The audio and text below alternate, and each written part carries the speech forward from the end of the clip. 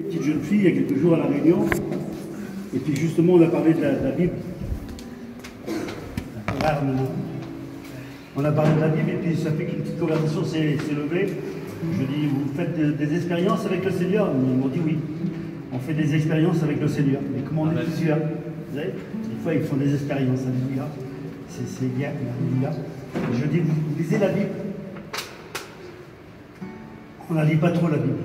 On la lit des fois quand on est plusieurs. Des fois on prend un passage de la Bible et puis on la lit. Alors ça m'est venu sur mon cœur. Et puis j'ai pas l'habitude de prendre des grands textes, moi. Vous savez, des fois il y a plein de personnes qui viennent à la Réunion, plein de chrétiens, de non-chrétiens, alléluia. Et puis bien souvent ils restent peut-être pas là, vous n'êtes pas là, peut-être à Val. Mais des fois, un bout de temps sans prier le Seigneur. Il ne faut pas mettre de date. On reste un certain temps sans prier Dieu. Et puis quand on vient à Réunion, il semblerait que là, on est libéré. Vous avez vu des fois, on est ensemble là, et puis le message de Dieu, il est annoncé. Et puis, il n'y a pas beaucoup de prières. Et puis, à un moment donné, il y a un frère qui chante un cantique. Dieu soit béni, moi je suis pour ça. Hein. Je suis pour moi, vous voyez, la liberté, alléluia. Et puis le frère, il chante un cantique avec la guitare ou avec les petits appareils. Et puis il semblerait que là, il y a une onction qui se fait. Et puis la plupart parlent en langue ou prient le Seigneur, alléluia. C'est important de le faire, vous avez raison de le faire. Je ne vous interdis pas de le faire. Il faut prier Dieu. Il faut le louer, il faut l'adorer, il faut le glorifier. Il faut lui donner toute la gloire au Seigneur, alléluia. Il y a des fois dans notre vie où on n'a plus les mots, où nous n'avons plus les mots, un petit peu comme Jean le Baptiste. Je me suis mis à penser à ça quand j'ai lu l'histoire de Jean le Baptiste et qu'il était sur le bord de la rivière, du fleuve, là. Il était sur le bord du fleuve, il y avait des milliers de personnes qui étaient là, des centaines de personnes. Et puis à un moment donné, il n'avait plus de mots. Il n'avait plus de mots pour dire quelque chose sur le Christ. Et bien souvent, nous, on n'a plus les mots pour dire quelque chose à Dieu. On n'a plus les mots, tellement il est grand, tellement il est bon, tellement c'est bien sa présence, vous savez. Des fois, on n'a plus les mots. Et puis lui, il va dire ça, il va dire, alors, voici l'agneau de Dieu qui ôte le péché du monde. Il aurait pu dire plein de mots, mais ce n'était pas des mots qui avaient de la valeur. Il avait dit le seul mot qui avait de la valeur, voici l'agneau de Dieu qui ôte le péché du monde. Ce matin, nous voulons, dans toutes nos faiblesses, dans tous nos manquements, nous voulons placer lui le premier, alléluia. Nous voulons dire, voici l'agneau de Dieu qui ôte le péché du monde, celui qui est dans nos cœurs, celui qui vit dans nos vies, celui qui peut sauver encore des âmes, celui qui est capable de guérir, celui qui est capable de réconforter, alléluia. Il y a des milliers de personnes qui ont besoin d'être réconfortées. Et bien c'est celui-là, alléluia. C'est dommage que maintenant, il y a longtemps derrière, et puis j'en parle souvent parce que c'était des bonnes expériences que j'avais vécues. J'avais une petite maison à Montréal, là. Je parle de ça. Et puis il est venu Guy Berdiamini, c'est un pasteur de l'évangile de la Pentecôte. Il était venu avec sa femme, et puis il était venu passer une dizaine de jours à Vannes. Et puis pendant une dizaine de jours, moi, j'ai pas été là. Pendant une dizaine de jours, les premiers jours, il s'est fait un petit contact ensemble, on a parlé ensemble, et puis ça fait que tous les jours, il m'appelait. Tous les jours, j'allais à Vannes. Et puis, à un moment donné, il a prêché l'évangile, et puis il a dit ça. Et puis il a dit ça à tout le monde qui était là. Un pasteur, pas lui qui l'a dit, c'est un pasteur qui avait prêché l'évangile, et puis il s'est mis devant l'entrée de la porte de l'église, et puis il a dit, alors mes sœurs, comment avez-vous trouvé le message? Et puis certains ont dit, bon, merci, alléluia. Que Dieu soit béni. Certains, ils étaient un petit peu stupéfaits du mot du serviteur. Et puis, une brave femme, une vieille femme qui était là, une vieille chrétienne. Et puis, il lui a demandé, alors ma sœur, comment avez-vous trouvé le message? Et puis la sœur, pas embarrassée du tout, avec les mots de Dieu dans son cœur, elle a pu dire ça. Elle a dit, le message, il était beau. C'est dommage que vous avez oublié Jésus. Voyez, alors ce matin, frères et sœurs, devant Dieu, c'est vrai, toute la semaine, tous les jours, les nuits que nous passons, ben, nous ne voulons pas oublier Jésus. Nous voulons qu'il soit là, avec toute sa force, toute sa puissance. Il faut que c'est lui qui nous dirige. Et il faut que c'est lui qui nous conduise. Alors ce matin, je ne voudrais pas être embarrassé au niveau du message. Parce que le message, je suis concerné. Moi. Ce que je vais dire et ce que je vais lire, c'est moi aussi. Je veux le prendre tout entier dans mon cœur, avec tous mes manquements, avec toute la force que Dieu me donne, comme vous, frères et sœurs. Je suis un enfant de Dieu comme vous qui a été lavé dans le sang de l'agneau, mais plein de faiblesses, je suis d'accord avec vous, mais je suis un serviteur de Dieu. Et un serviteur de Dieu ne vient pas là pour dire ses faiblesses, il vient là pour annoncer le message de Dieu. Et puis ce matin, je vais l'annoncer avec la force que Dieu me donne. Je voudrais que Dieu me donne la facilité du langage. Je voudrais qu'il me rappelle ce que j'ai appris de lui, parce que je dépends de lui ce matin. Alléluia. Alors j'ai besoin de... Ça m'a fait penser à ces choses-là avec les petites filles que j'ai parlé avec eux. Et puis ça m'a fait que, je veux dire, on va lire 2 grands passages de la parole de Dieu. Et c'est bien qu'on se nourrit de la parole de Dieu, frères et sœurs. Alléluia. Peu importe qui c'est qui la lit, hein, avec des mots cassés, ou, vous savez, on n'a pas été au collège, nous. Hein, puis bien, ceux qui ont été au collège, merci Seigneur pour ceux qui ont appris à lire, à écrire, c'est formidable. Mais ceux qui n'ont pas appris à lire et à écrire, et puis qui cassent les mots, eh ben, que Dieu soit béni, alléluia, parce qu'ils lisent la parole de Dieu. Et puis ce matin, on va lire un passage de la parole de Dieu.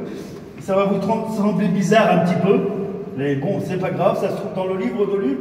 On va lire deux grands passages dans le livre de Luc, chapitre 15 et verset 11. Tout le monde le connaît, on en a entendu parler.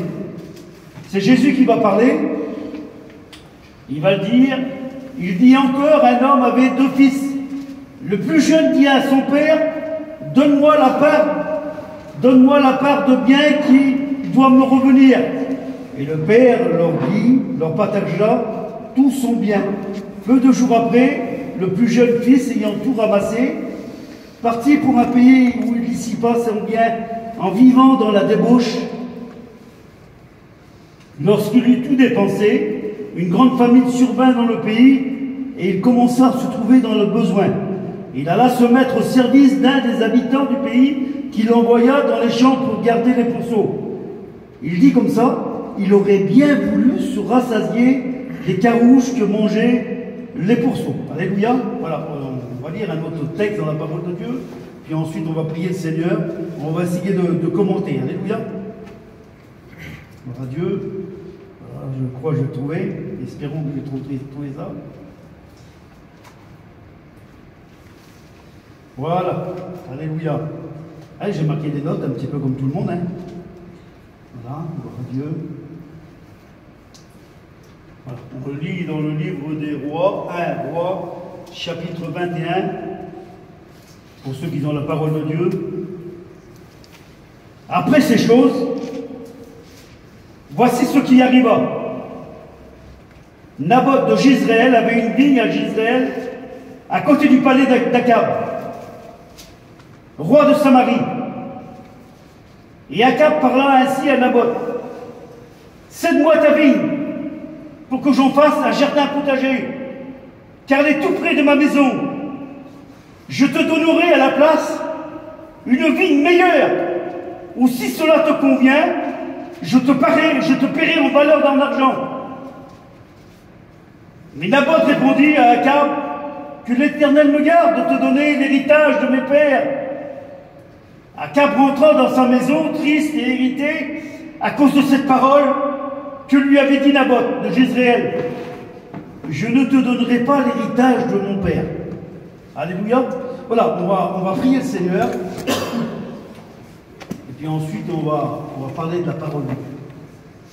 Gloire à Dieu. Alléluia. Je vais demander à un frère, je vais demander à Brooke de se lever et de prier le Seigneur. À toi la gloire, Seigneur Jésus. Dieu Saint-Père qui a donné ta parole, Seigneur. À toi la gloire, Seigneur. Que tu puisses te rappeler les mots dans son cœur, Seigneur Jésus. Merci pour ces chants de cantiques qu'on dispose dans nos cœurs à recevoir ta parole, Seigneur Jésus. À toi revient toute la gloire, mon Dieu. Alléluia, gloire à Dieu. Merci Seigneur, Alléluia. Voilà, gloire à Dieu, Alléluia. Je sais qu'on n'a pas l'habitude, aux voyageurs, d'écouter des grandes lectures de la parole de Dieu quand on prêche l'Évangile. Mais Dieu parle tantôt d'une manière et tantôt d'une autre. Amen. Et l'important c'est d'écouter sa parole et surtout de la mettre en œuvre. Ce matin, nous avons besoin plus que tout de nous nourrir de cette parole. Nous en avons besoin. Il y a des moments où Dieu nous bénit, comme dimanche dernier, je ne sais pas si vous n'avez pas attention, c'était le ciel sur la terre. On aurait encore écouté encore davantage quand on parle de Jésus, quand on parle du ciel. C'est merveilleux, alléluia, ces cadeaux qui sont dans le ciel, c'est pour nous. C'est pas pour les autres, c'est pour nous, alléluia.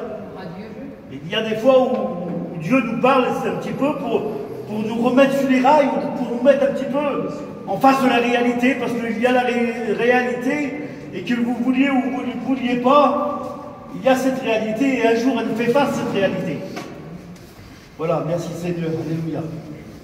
Donc nous avons lu la parole de Dieu, et je suis convaincu que la parole de Dieu parle à nos cœurs, et puis c'est pour notre bien, l'utilité de notre bien. Alléluia. Voilà, nous avons parlé du fils prodigue. Qui n'avait pas écouté parler du fils prodigue? La plupart du temps, on écoute parler du fils prodigue, on dit ah, Zinda, il est parti de la maison du Seigneur. Nous sommes des enfants de Dieu, nous sommes des chrétiens ici, là.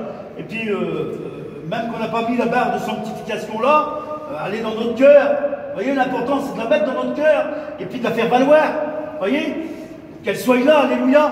Le jour où il n'y a plus cette sanctification dans notre cœur, là, ça va mal. Hein. Ça veut dire qu'on est loin de Dieu.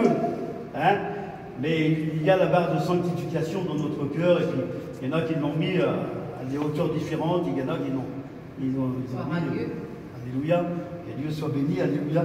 Et justement, il y a ce fils prodigue qu'on a écouté des milliards de fois parler de cet homme-là qui était dans la maison de Dieu, dans la maison de son père, où il avait du pain en abondance, il avait ses richesses en abondance, là, et il y avait cette bénédiction, cette protection qui était sur sa vie, dans les mains de Dieu. La Bible nous dit, personne ne pourra nous ravir de la main de Dieu, serait-ce la hauteur, la largeur, la profondeur, alors qu'on imagine quelque chose, il prend des étoiles dans le ciel, et puis les jette dans le firmament, alors qu'une étoile fait plusieurs fois la terre. Personne ne peut partir de la main de Dieu. Mais malheureusement, l'homme, il peut partir de la main de Dieu. Je ne sais pas comment il peut le faire, mais il peut partir. Des fois, il est loin de Dieu. Ils sont dans la réunion, là, puis ils sont loin de Dieu. Je m'excuse, hein. Je vise personne, parce que je ne suis pas là pour faire la guerre. Je suis là pour prêcher l'évangile ce matin. Alléluia. Et puis, ce fils prodigue, là, il était sous la protection de Dieu. C'était sa vie. C'était son église. En parlant spirituellement, c'était son domaine à lui. Il devait rester là, lui. Être protégé par Dieu, être protégé par son père. S'il y avait un problème, je pense à ça, moi. Mais si mes petits avaient un problème, moi, puis mes petits venaient chez moi, c'est moi qui me mettais en face de mes enfants. Vous, pareil. Vous les protégez, vos enfants. On protège nos enfants. Et Dieu, et puis le père qui était là, il protégeait son fils. Comment il le protégeait les deux. Il n'y avait pas de différence. C'était ces deux garçons. Il n'y avait aucune différence. Quand il donnait à un, il donnait à l'autre. L'autre prenait ce qu'il voulait. Et puis le fils, là, quand on regarde l'histoire du fils prodigue, ce Zinda, justement, là, qui est parti de la maison du Seigneur. Et puis malheureusement, on en voit comme ça. C'est des réalités, frères et sœurs. C'est des réalités. On voit des garçons qui sont partis de la maison de Dieu et ils font comme ce fils prodigue, là. Vous voyez, ils ont pas un remerciement. Ils n'ont pas un remerciement dans leur cœur. Ou alors ils ne font pas voir. Mais là, quand on lit la parole de Dieu, on découvre que le fils prodigue, là, n'a aucune reconnaissance pour son père. Il faut que tu me donnes la part de mes biens. Il faut que tu me donnes ce que tu me dois, en fait. Alors que Dieu ne nous doit rien, frères et sœurs. Est-ce que Dieu nous doit quelque chose? Dieu ne vous doit rien. Il ne vous doit rien, il est le maître du temps. Il dit un mot, puis la chose apparaît. Il semblerait que là, le fils, là, il faut qu'il lui donne, c'est impératif. On voit que cet homme n'a aucune reconnaissance, il n'y a même pas un petit merci. On l'aurait vu dans la parole de Dieu, je pense que Dieu n'aurait pas oublié ça. Je pense que Dieu ne l'aurait pas oublié s'il aurait dit un petit merci. S'il aurait dit, merci pour le bien que tu m'as donné. Merci pour les jours où j'ai passé dans la présence de Dieu. Merci pour les jours où j'étais dans la réunion, où tu m'as protégé. Un petit merci. On voit que là, le fils prodigue n'a jamais rien dit. Son père a tout mis en œuvre, j'ai marqué ici, moi. Son père a tout mis en œuvre pour que son fils réussisse. Je vous avoue devant Dieu que c'est vrai, frères et sœurs. Je vous avoue devant Dieu que c'est vrai, que Dieu a tout mis en œuvre pour qu'on réussisse. Son but à lui, c'est de nous emmener dans le ciel. Et même que des fois, on a des désirs contraires. Parce que ça nous arrive d'avoir des faiblesses et des difficultés. Ça nous arrive où des fois, on baisse les bras. On baisse les bras parce qu'on est fatigué. Un petit peu comme Moïse, là. On est fatigué. La vie nous fatigue des fois. Les frères et sœurs nous fatiguent. On écoute parler, ça nous fatigue à l'intérieur de notre vie. Il y a aucune reconnaissance. Et puis j'ai marqué ça. J'ai gardé la même, il n'a même pas gardé un petit souvenir. Vous n'imaginez pas qu'il n'a pas gardé un souvenir quand on lit la parole de Dieu, à part tout à fait en bas, quoi, bien sûr, presque à la fin, où il n'y a pas une reconnaissance, un souvenir. Seigneur, je veux me souvenir que tu m'as baptisé du Saint-Esprit. Je veux me souvenir que tu m'as appelé au ministère pour les serviteurs de Dieu, ou pour les futurs étudiants. Je veux me souvenir que moi je suis une chrétienne, Seigneur. Je voudrais me souvenir. Ben là, il n'y a pas un souvenir. On voit dans Luc, là, on voit un fils dépravé qui court à la perdition, qui court dans le monde et qui veut manger un peu par là, qui essaye de dévorer des choses mauvaises. Alors que son cœur a été habitué, à recevoir les bénédictions. Alors que son cœur devait normalement, un petit peu comme cet homme dans le désert qui disait « Voici l'agneau de Dieu qui ôte le péché du monde ». C'est des cœurs comme nous, frères et sœurs, qui sont habitués à recevoir la parole de Dieu dans notre cœur. On la reconnaît, la parole de Dieu. On sait bien quand Dieu nous parle, frères et sœurs. Peu importe que ce soit un langage anglais, américain. Vous savez, je dis ça parce qu'il y a longtemps derrière, on avait invité, j'étais diacre à Lorient, de l'église de Lorient. J'ai resté 10 ans diacre à l'église de Lorient. Mon frère Firmin, il est diacre aussi ici. Alléluia, que Dieu soit béni. J'ai resté 10 ans diacre là-bas à Lorient. Et puis un jour, les frères serviteurs de Dieu, les responsables, ils ont fait venir un homme dont le nom je ne me souviens plus, et puis il fait plus partie de la mission de l'église pentecôtiste. Il avait fait venir un homme des pays étrangers, là, et puis il ne parlait pas un mot de français, dis donc. Pas un seul mot de français, mais rien du tout, hein. Même pas amen, rien du tout. Et il nous a prêché 3 jours l'évangile. Je vous avoue, devant Dieu, c'est vrai. En vérité, vous demandez à tous ceux qui ont été à l'église à ce moment-là, ils ont tout compris le message. Boboy, Polo, Scrave, hein. Ils ont tout compris le message. On a tout compris ce message-là. Il parlait que le portugais, c'était un portugais, c'était. Il parlait que le portugais, pas un mot de français. Mais tout ce qu'il disait, on le comprenait. Parce que ça faisait du bien dans nos cœurs, frères et sœurs. Vous voyez, il y a des souvenirs dans nos vies. Et bien cet homme n'avait jamais gardé un souvenir. Il n'a jamais gardé un souvenir, le fils prodigue. Alors, j'essaye de vous mettre un petit peu dans mon bateau pour vous emmener justement à Naboth au Jizréel. Je vous ai conduit dans le fils prodigue pour vous emmener justement dans la vie de Naboth, frères et sœurs. Il y a des exemples dans la parole de Dieu. Et puis c'est un homme qui fait partie des exemples de la parole de Dieu.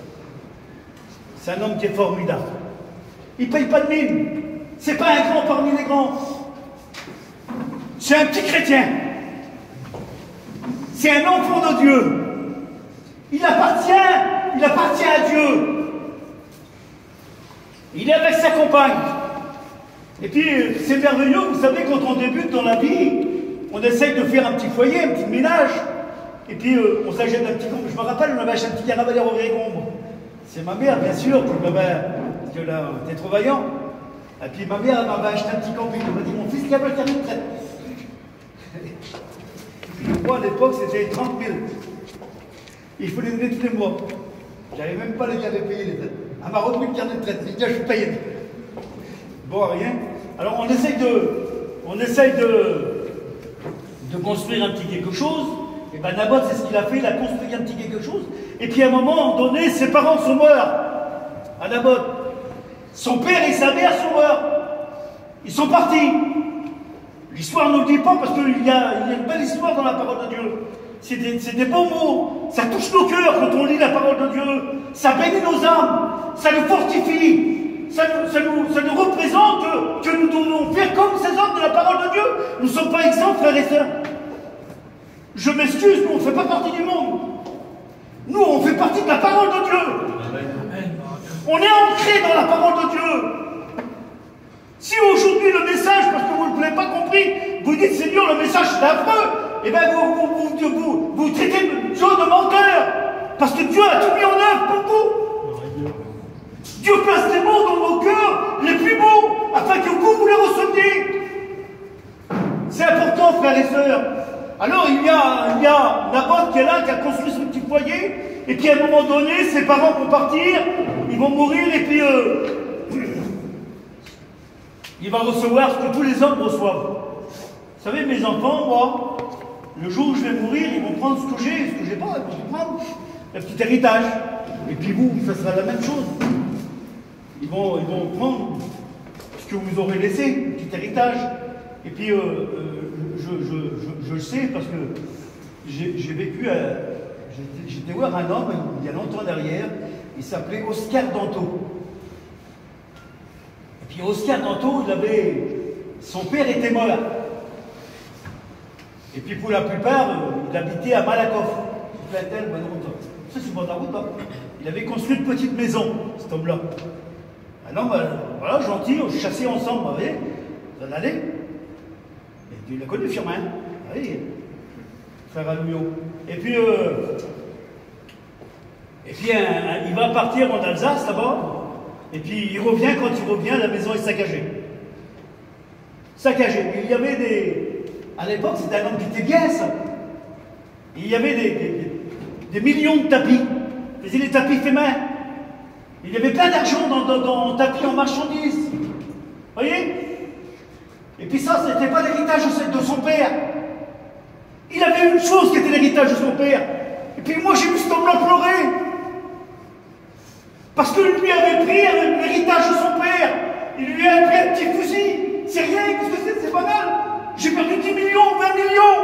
Je ne sais pas combien il avait perdu d'argent là-bas. Je peux vous dire un mot, parce qu'on a été voir dans la petite maison là. Les canapés en cuir, tout déchiré, coupés comme ça méchamment. Les meubles cassés, la vaisselle cassée. Les gens qui avaient fait ça, ils avaient tout martyrisé la maison. Ils avaient mis la maison en miettes, en lambeaux. Mais c'était pas important pour lui. Je sais pas si vous me comprenez, frères et sœurs. C'était pas important pour lui. Le matériel qu'il avait acheté lui, ou qu'il avait trimé lui, ou la misère qu'il a eue lui. C'était pas important. Ce qui était important, c'était le petit fusil de son père. Ils m'ont pris le fusil de mon père, mon frère, tu te rends pas compte? L'héritage de son père. Ils avaient volé l'héritage de son père. Il était malheureux, cet homme-là. Pas pour les choses terrestres, pas pour les choses qu'il y avait là, mais pour les choses que son père lui avait laissées. Il était malheureux. Et puis là on découvre un homme semblable à ça. Vous voyez? Il s'appelle Naboth de Jezreel. Et puis Naboth, frères et sœurs,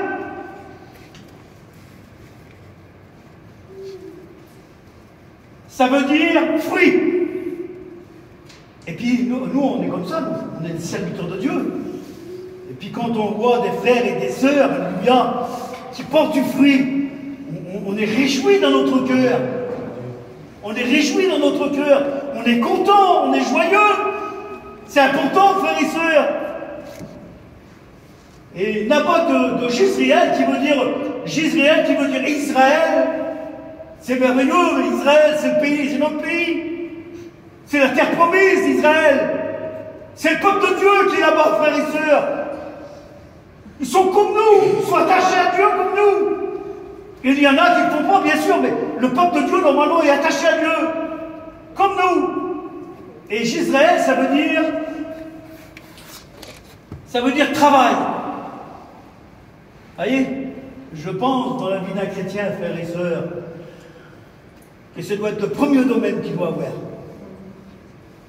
Bien sûr qu'il ne porte pas le premier mot fruit, c'est merveilleux d'écouter, de savoir que nous on porte du fruit, que les gens ils le savent qu'on porte du fruit, qu'on a des arbres dans nos cœurs et qui portent tellement il y a des fruits, vous voyez, qui sont enveloppés de fruits. Et puis quand on parle à quelqu'un, qu'on a une bonne odeur, alléluia, c'est merveilleux ça, de savoir toutes ces choses-là. Mais ce qui prime par-dessus tout, frères et sœurs, c'est le deuxième nom. Le deuxième nom, c'est travail. Et le travail dans la vie d'un chrétien, c'est la première chose qu'on devrait avoir. Voyez, il est là, il a sa petite maison, il a une vigne qui est formidable. La vigne, ça représente aussi Israël. Ça veut dire que lui, il appartient à Dieu, pas que lui-même, mais que tout son matériel appartient à Dieu. Que toute sa vie appartient à Dieu, que tout son foyer appartient à Dieu, que sa maison appartient à Dieu, que le terrain appartient à Dieu, qu'à l'intérieur du terrain, il n'y a pas de choses volées, pas de choses qui sont pas bien, que le terrain entier appartient à Dieu. J'aimerais dire toute la vérité, frères et sœurs, parce qu'il faut que ça sorte de mon cœur. Bien sûr qu'il y a des choses à dire qu'on ne devrait pas dire, mais des fois il y a des choses qu'il faut qu'on dise, frères et sœurs. Et je sais qu'ici il n'y en a pas, je pourrais le prêcher ailleurs. Je sais que nous sommes des chrétiens, bien. Et Naboth de Jezréel, vous voyez, il avait eu cette belle héritage, alléluia. Et puis cette belle héritage, frères et sœurs, il voulait la garder précieusement dans son cœur, alléluia. Imaginez-vous qu'il est là, il y a en ce moment-là en place un roi qui s'appelle Akab. Akab, c'est 874 ans avant Jésus-Christ. Il est monté sur le trône 874 ans avant Jésus-Christ. Il a vécu en tant que roi 21 ans. Il avait comme père Omri. Et il est dit comme ça dans l'histoire des commentateurs, il est dit comme ça que Omri, ça a été le plus méchant des rois. De tous les rois d'Israël. Imaginez-vous. Et puis Akab, ou Omri, je ne me souviens plus tellement, c'est parti, ça veut dire père et fils. Et puis bien souvent, nous on dit tel père, tel fils. Hein? Et puis Akab, lui, vous pourrez le lire dans 1 Roi, chapitre 16, verset 30 et 33. C'est la seule fois où il est marqué 2 fois que le roi est méchant. Et Akab était 2 fois plus méchant que Omri, imaginez-vous. Alors que Omri, lui, c'était son père et que il était le plus méchant des rois. Imaginez-vous Akab, la méchanceté. Et en plus, il était marié avec... c'était introuvable. Même que vous aurez voulu la chercher, vous ne l'aurez jamais trouvée de votre vie. Il a fallu que le diable la place sur son chemin. Elle s'appelle Jézabel.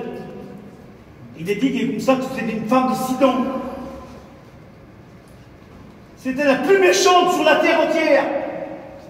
De mon Dieu, les exégètes ils disent ça. C'était la femme la plus méchante de la terre entière. Il y en a, ça n'existait pas. Plus méchante, ça n'existait pas. C'était elle la plus méchante. Et puis, imaginez-vous qu'elle possédait, elle possédait 1000 prophètes. 1000 faux prophètes. Vous voyez? C'est bien tout ce que je vous dis là. C'est formidable. C'était pour essayer de vous démontrer que ces hommes méchants qui étaient là, ils n'en voulaient à Naboth de Jezréel. Ils n'en voulaient pas à lui. Ils n'en voulaient à sa vie entière, à son bien. C'est un petit peu pour vous démontrer que le diable, frères et sœurs, il n'en veut à notre vie. Il a un seul désir, lui. Un seul désir, que nous, on traîne par terre. Il veut qu'il ne nous reste aucun bien de Dieu. Il veut enlever l'héritage que Dieu a mis dans notre cœur. Notre héritage à nous. Et quand je réalise Naboth, là, je l'ai marqué. Hein. Vous savez, c'est tous les hommes qui ont ça, hein, ou toutes les femmes. Les hommes, les femmes, ils ont une dignité. C'est important la dignité. Vous savez ce que c'est, comment c'est la dignité? C'est un petit peu comme notre empreinte digitale. J'ai une empreinte digitale, mais vous n'aurez pas la même que la mienne. Vous voyez? C'est un petit peu notre ADN, il n'y en a qu'une seule. On a chacun la nôtre. Et là, la dignité, là, elle est comparable à une empreinte digitale. On ne peut pas la changer. On ne peut pas la changer. Elle est dans notre cœur, notre dignité.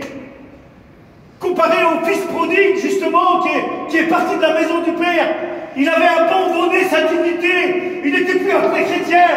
C'était plus un enfant de Dieu. Il ne possédait plus Jésus dans son cœur. Alors que Naboth, là, vous voyez, il voulait garder sa dignité. J'ai marqué plein de petites choses et j'aimerais vous les dire. Alléluia. Oui, j'ai marqué comme ça. Savoir si nous voulons garder notre dignité. La dignité, c'est d'avoir une fierté. C'est d'avoir de la valeur. Frères et sœurs, notre dignité dans notre cœur, c'est quoi? Ben, c'est Jésus-Christ. C'est notre valeur à nous. Notre valeur aujourd'hui, là, c'est la plus chère du monde. Elle n'est pas cotée en bourse comme les gens du monde. Non. La Bible dit que nous n'avons pas été achetés par de l'or ni de l'argent, mais nous avons été achetés par le sang précieux du Christ, frères et sœurs. C'est une valeur inestimable. Celui qui a trouvé ce trésor, il a trouvé toute la richesse qu'il puisse y avoir dans le ciel. Je ne parle pas de la terre. La richesse du ciel, frères et sœurs, est descendue dans notre cœur. Alléluia. C'est formidable, écoutez. C'est d'avoir de la fierté. Je m'excuse, frères et sœurs, on est ensemble. J'ai toute la liberté de parler. Alléluia.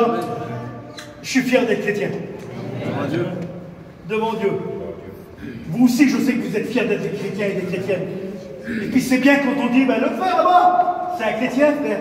Ou alors, on ne le dit pas devant toi, ça m'est arrivé des dizaines de fois, puis vous avec, je ne suis pas d'extraterrestre. On ne le dit pas devant toi parce que tu es un chrétien. Je suis fier d'être un chrétien. Devant Dieu, je suis vraiment fier d'être un chrétien. Puis j'ai besoin de ressentir cet appui dans mon cœur.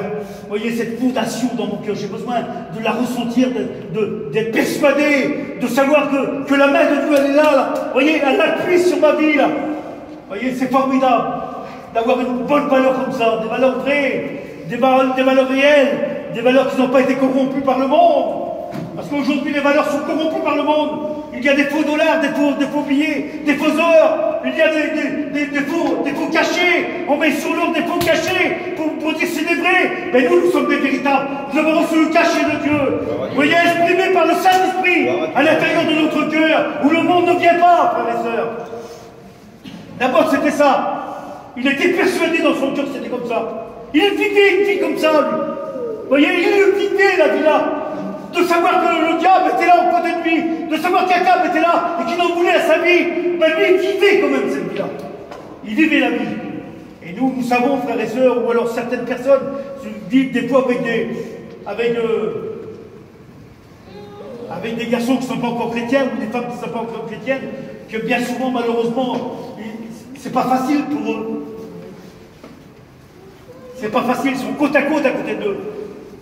Ils montent avec eux dans le camping, ils mangent avec eux, ils dorment avec eux. C'est pas facile de vivre une vie comme ça. C'est pas facile, je le conçois bien. Et puis Naboth nous le démontre, Naboth de Jezréel. Lui qui travaille, alléluia. Il travaillait pour Dieu. Il ne regardait pas aux gens qui étaient dehors, à Akab qui en voulait à sa vie, ou qui en voulait à son matériel, ou à son petit foyer. Il ne le regardait pas. Ce qu'il voulait, lui, c'est travailler pour l'œuvre de Dieu. C'était emmener sa petite famille, emmener toute la maison à Dieu, garder la maison de Dieu, garder l'héritage que Dieu avait mis dans son cœur. Et c'est ce que nous voulons faire, travailler notre salut, frères et sœurs. C'est ça le thème. C'est ce qu'il a dit l'apôtre. Travaillez à votre salut. Et nous voulons travailler à notre salut. Il en manque encore. Seigneur, il en manque encore. Ça fait je ne me glorifie pas, ça fait 43 ou 44 ans que je suis baptisé. Et puis je me regarde, moi, Seigneur. Seigneur, il ne manque pas encore tout ça, Seigneur. Oh boy, je joue devant Dieu. Quand je regarde ma vie, et puis je regarde Seigneur, là, Seigneur, il ne manque pas beaucoup d'affaires à faire. Je suis en miettes, mon cousin, devant Dieu, de savoir qu'il y a encore plein de choses encore à faire comme ça. Mais je veux garder, je veux travailler. Amen. Je veux continuer. Je veux continuer à travailler. Ben, Naboth, c'était comme ça. Il continuait, il l'aimait. Il parlait de Dieu dans son cœur, en vrai, en vérité. Il aimait Dieu. Il aimait ce qu'il possédait. Et puis nous avec, frères et sœurs, nous avec, on aime ce qu'on possède. On possède Dieu, on possède le Saint-Esprit, on possède Jésus. Les anges sont avec nous, frères et sœurs. On n'est pas tout seul. On possède l'éternité dans nos cœurs. L'éternité dans notre vie, on la possède, frères et sœurs. On veut la garder, alléluia. Il disait, lui, regardez ce qu'il disait. Au niveau de la dignité, savoir garder sa dignité. Vous savez qui c'est qui garde leur dignité bien souvent? Vous les voyez, hein? On sait que c'est des menteurs, on sait que c'est des voleurs, on sait que c'est des truands, on sait que c'est des trafiquants. Vous regardez les hommes d'État, et bien souvent, les hommes d'État, là, ils perdent tout, ils veulent tout perdre, parce qu'ils veulent garder leur dignité. C'est humain, mais nous, c'est divin, alléluia. Nous, c'est divin. On veut garder la dignité. Et bien, lui, là, Naboth de Jezréel, il voulait garder la dignité dans son cœur, garder ce que lui possédait, alléluia. Nous savons qu'il possédait une justice. Il y avait une injustice devant lui. Le grand roi, il voulait le voler, il voulait le tuer. Et c'est ce qu'il a fait en fait. Il voulait tout faire pour que Naboth lui cède. Voyez, il y a... Je pensais, dans la nuit, je me suis levé un petit peu, comme tous les frères serviteurs, et puis chrétiens avec, alléluia. Je ne fais pas autre chose que ce que vous faites vous. Hein. Et puis je me suis habillé, je me suis levé, et puis je regarde. Je ne fais pas comme Paillon, c'est dommage. Hein. Vous savez ce qu'il faisait, Paillon? Je coupe parce que j'aime bien parler de ces hommes de Dieu-là, alléluia. Il nous disait, Paillon, il disait, les petits, il dit, moi, la nuit, quand je me réveille, quand j'ai une petite pensée, je me prends une douche. Je prends une douche, je me change, je mets mon costume, je mets ma cravate. Écoutez ce qu'il faisait, en pleine nuit, hein. Peu importe le temps de l'heure. Je mets ma cravate, mon costume, je m'assois sur mon canapé, je prends la Bible et je lis la parole de Dieu. Vous voyez, il mettait tout en valeur, tout ce qui appartient à Dieu. Il mettait en valeur, alléluia. Et bien Naboth, là, c'était les mêmes choses. Il mettait tout en valeur. C'était de garder sa dignité. C'est ce qu'il possédait, lui.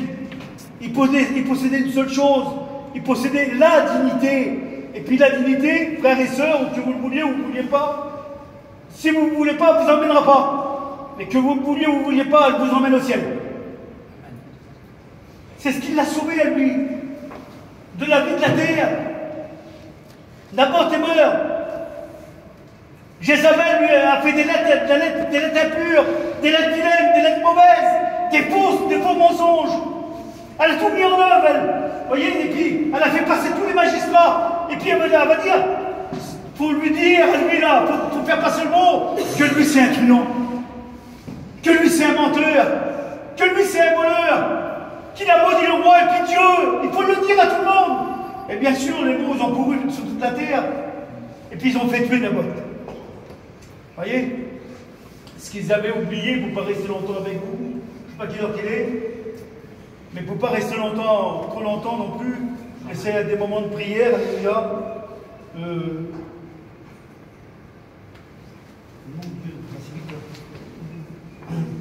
Ce qu'ils avaient oublié, c'est que Dieu était avec Naboth et qu'il avait mis un ultimatum sur Akab, sur Jézabel. Voyez, n'oublions pas, frères et sœurs. J'aimerais vous le dire, devant Dieu, c'est vrai. N'oublions pas que nous avons le plus fort avec nous. Amen. Il ne faut pas oublier que nous avons le plus fort. Et que l'ultimatum est sur le monde. L'ultimatum de Dieu est sur le monde. Vous voyez, eh ben, Naboth avait bien réalisé ça. Que de perdre sa vie, c'était la gagner en Dieu. Parce qu'il ne voulait pas abandonner les choses de Dieu. Alors, ce que Dieu nous a donné, alléluia, il nous a donné ce qu'il y a de plus cher, ce qu'il y a de meilleur, tous les cadeaux de Dieu, le don de prophétie pour certains, le baptême du Saint-Esprit, ce langage des anges, là. C'est formidable de savoir que nous, on parle à Dieu au travers des anges, là, qu'on dit des mots merveilleux qui sont dans notre cœur alors qu'ils ne devraient pas y être parce qu'on est humain, parce que Dieu est bon, frères et sœurs. Parce que Dieu est bon, nous ne voulons pas nous mélanger avec les étrangers. Vous voyez, quand on regarde bien les histoires de Naboth, là, vous savez, Naboth, c'est ce qu'il faisait lui. Il ne voulait pas, se mélanger avec les étrangers. Vous savez, des fois, nous, on parle d'été. Vous savez, des fois, nous, on parle d'été, on aime bien notre petite famille, voilà, puis notre petit bien-être. Nous, on est toujours en mission. Alors, je connais tous les frères ici. Hein, je ne veux pas lancer la pierre, mais je connais pratiquement tous les frères et toutes les sœurs. Et puis, je sais qu'ils sont toujours en mission. Alléluia. Et merci Seigneur, alléluia. On paraît que des fois, des gens, Zinda, ils ne peuvent pas aller en mission à cause que leurs femmes, leurs maris ne sont pas chrétiens. Hein? On le dit aussi, ça va avec le message. Nous sommes dans la protection de Dieu. Lui, à cause qu'il voulait garder la dignité de Dieu, il ne se mélangeait pas avec les inconvertis. Vous voyez? Des milliers de fois, on m'appelle aujourd'hui, là, je ne sais pas pourquoi. Normalement, la renommée, elle devrait être faite. Nous sommes des chrétiens. Viens boire un verre, viens manger un gâteau, viens par là, viens là, on va aller au casino, pas au casino, au jeu de loto, qui vont tous là. Viens, on va au jeu de loto. Non, mon frère, c'est pas logique. Moi, je le dis honnêtement, frères et sœurs, un chrétien ou une chrétienne qui va au jeu de loto, c'est pas logique. Un chrétien ou une chrétienne qui se plaît dans les mariages d'un converti, c'est pas logique. Un chrétien ou une chrétienne qui fait que des apéritifs, des machins comme ça, là, c'est pas logique, frères et sœurs. C'est pas logique du tout de faire des grandes tables d'apéritifs, là, quand on a vu souvent, qu'on a entendu parler. Il ne faut pas dire de mots parce qu'après ça retombe sur les gens, mais on entend parler, frère, on les écoute parler. Et puis vous avez vu à tel là-bas, les apéritifs, il y a 20 bouteilles de vin là, ou 30 bouteilles de vin, ils sont 10 chrétiens. C'est pas logique. Il ne faut pas dire que c'est un péché. C'est pas logique. Tout ça, c'est pas garder sa dignité. Garder sa dignité, c'est faire comme là-bas.